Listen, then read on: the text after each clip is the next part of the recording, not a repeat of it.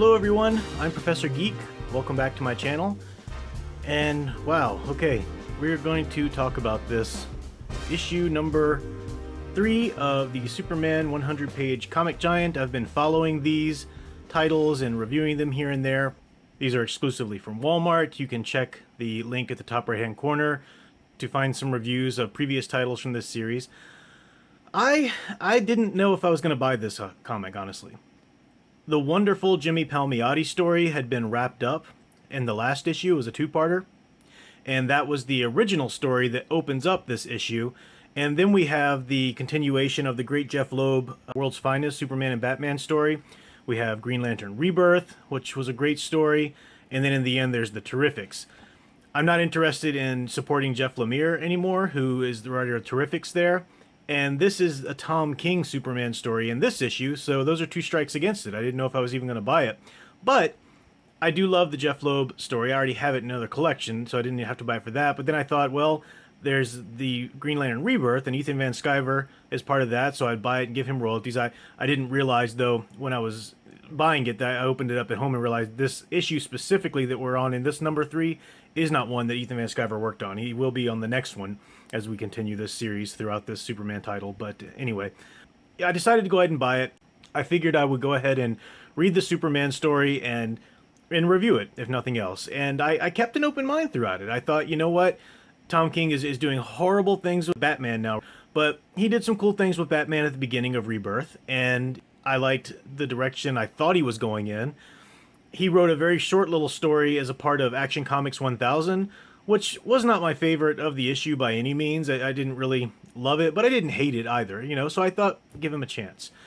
And what I found out reading his Superman story is that Tom King, as I say in the title to this video, he only knows how to write one story. Or at least that's the only story he's willing to write and tell. And he tells it over and over and over again with different characters, but this is the one story that he knows how to tell. He takes a character and he breaks them down. He wants to make them unsure of themselves. He wants to make them unsure of their mission and their place in this world. He wants to give them a traumatic experience and have them have to deal with that and cope with that. He likes a lot of death happening around the character, and he wants to fully break them down, and then I'm sure to put them back together in the end and have them triumph over it. That is a fine story to tell with some characters. It's not a story you want to tell all the time. It's emotionally draining, and it grows very old very quickly. And most importantly, it is not the story you tell with Superman. That is not a Superman story. He's an aspirational character. That was one of the biggest problems with the Man of Steel film. They turned him into Hamlet. I don't know, should I do this or shouldn't I? I don't know. And this is what he's doing in this story. It's this little cute girl here in the top page. This little girl, she's in the hospital. Her family has been murdered. Her one sister's kidnapped, and we don't know where she is. She's been taken off planet, basically. And this little girl is talking to Superman. Superman talks to her. Batman wants him to talk to her, which makes sense because Batman probably terrify her or whatever, the way they write him now. And Superman's talking to her. And this little girl, she dies by the end of the story. She dies. This little girl dies in the hospital of complicated... What is that doing in a Superman story? Now, it's not that people can't die in a Superman story, but this is the level of darkness, and this is the level of trauma that he's trying to put into this story. And he does not understand the character. He doesn't understand how to tell a good story. He just is stuck. He's stuck on this one plot that he keeps telling over and over again, and he's dragging it out in the Batman run right now. And, you know, I don't like to make comments about people's personal lives because I don't know Tom King. Maybe he's a wonderful guy in person, but I think he's even hinted at the fact that he himself has some PTSD and trauma and stuff from his past in the CIA or whatever. I believe he's certainly hinted at that, if not outright admitted it. And a lot of people are saying that he's using these stories as a way of therapy for himself, trying to process all of this. And I kind of see that. I really do. I mean, like I said, I don't know him personally. I don't know that that's absolutely the case. But if you're this obsessed with this kind of story, to tell it over and over again, something's going on there. And he's taking an entire beloved universe of characters and just dragging them through the dirt so that he can process this story that's in his head. For whatever reason, it's in his head. It's clearly in his head because he's obsessed with it. And he's just dragging the DC Universe. He's going to take the entire DC Universe with his Heroes in Crisis event and do the same thing. So this story, this Superman story, there are some cool things about it. We certainly get to see Superman saving a lot of people and doing it competently, and that's cool. But the whole time, he's stuck with this hard decision. Should he go off-world and try to save this little girl and leave Earth unprotected? Because this trip that he would have to take would take, I think it was several months or something like that. So he doesn't want to leave Earth unprotected. Well, this is the Superman of the DC universe, and the Green Lantern is already in this story already. So this story exists in a universe with all of the other DC heroes.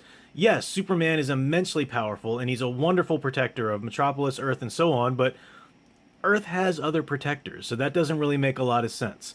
And he's so conflicted. Oh, should I go? Should I not? I just don't know. I'm Hamlet right now. Should I? Shouldn't I? And in that time period, the little girl in the hospital dies, and I guess that's the thing that pushes him over and makes him want to go save this little girl. So this little girl out in space, kidnapped by this alien, is just suffering for whatever reason. Pa Kent talks to him at one point, which, you know, kudos for Pa Kent still being alive here and having a nice little conversation with him, but Pa Kent's just saying the saddest, ridiculous stuff, like, yeah, that little girl's probably out there still hoping, still hoping in all of her darkness and everything, just still hoping someone's gonna save her son, and Superman's very sad about it, and you know, and then the little girl dies, and he's like, I need to go, and so he just leaves. And then I know the next story is gonna break him down even more. We're gonna have more psychological things happen to Superman, and more trials and traumas happen to him, and deep emotional conflict. I don't know if this is gonna be a two-parter story or a three-parter. We'll see. I know that three-parter stories are not unheard of with these titles. I believe that's what the Teen Titans one is, and we've seen some of them stretch like that. It's just, this could have been a great story if he would have paid attention to some of the rules of the universe and really paid attention to who Superman is and the types of stories that are supposed to be told with Superman. Leave Batman out of it. This is not a Batman story. You don't have to bring him in. Batman's the one who gives Superman some advice, and, you know, at the end to say, you know, you're Superman. You're supposed to be better than us, and you can do things that we can't. So that's why you need to go out there and save this little girl. Superman doesn't need advice from Batman on how to be a hero. No, this is just fail, Tom King, fail. Stop it. Go to a therapist. Do whatever you need to do to get out of your funk or whatever you're in right now, but stop dragging the entire DC universe through your issues.